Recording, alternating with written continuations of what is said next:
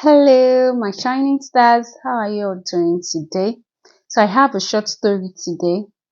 The story is about a guy and I back then in South Africa.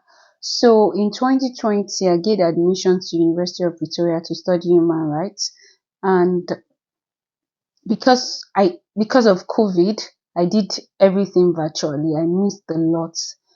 There was no physical class because I got in late. I got in March. They started class in January, and lockdown started 2 days or 3 days after I landed in South Africa. So it was not a nice experience. I didn't have um the experience I envisaged to have for my masters. I didn't have it, but fast forward to 2021, because of COVID and all and some other things, I didn't finish all my coursework in 2020, so I had to join 2021 intake so that I can do the coursework and finish with them. So, and one thing about UP is that I noticed, at least for my course, they ensure that they pick an applicant from every country, every African country. So in 2020, I was the only Nigerian. We had others that were from other countries. I was the only Nigerian in 2020. In 2021, there was another guy from Nigeria. So because I had to join them, so we had two Nigerians for 2022 session. Yes. No, 2021 session, pardon me.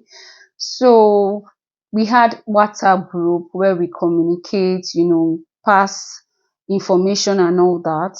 And because I hardly use my South African WhatsApp, the guy noticed I was not responding to the group chat. So he called me and said I should go to the group chat, that something is happening, that he would join me so that I, of course, and give response to the guy. And when I got to the group, I realized that a guy in our class has started a xenophobic conversation. Yeah, that's it. He started xenophobic conversation.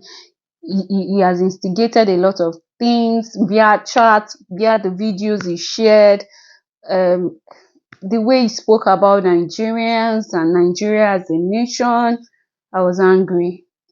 And I thought the guy that called my attention to it wanted us to defend our nation together. So I went there and I responded to him and I said, no, this is Nigeria. I am Nigerian and I will not take this. A group that we are supposed to be studying human rights, coming from someone on that group, I was like, he doesn't understand what he's even studying. I don't think he does. So I was defending Nigeria with all my heart. That's the way I defend people generally. I was defending Nigeria with all my heart, that no, this is barbaric. This is not nice. Why are you studying human rights? I had to tell him that I don't feel safe on this group anymore. That I don't feel safe, and if care is not taken, I'll take it up with the school authority and they will do the right thing. It was when I started talking that others now joined the conversation and they were like, no, it's wrong. You don't do this. Guess what? The guy that called my attention to it was nowhere to be found. He left me in the middle of nowhere. Thank God that I am bold. Thank God that I could handle it, because it was, as I was giving him, he was giving it back to me. And I didn't keep quiet for him. It was when others saw that it was really hot that they had to join into the conversation and they said, no, you don't do that. She doesn't like it. And I went back and I called the guy that called my attention to. I said, you left me with this guy. You called me. Why did you leave me? And he said, there's no need. I was like, Oluwa, there's no need. But you called my attention to it. That was how he pushed me into the bottle, because I cannot even imagine if I couldn't defend everything he was throwing back at me. He left me to do everything. I did all the conversation, all the discussion. He was nowhere to be found. In this life, we should be careful of those that will push us into a ditch.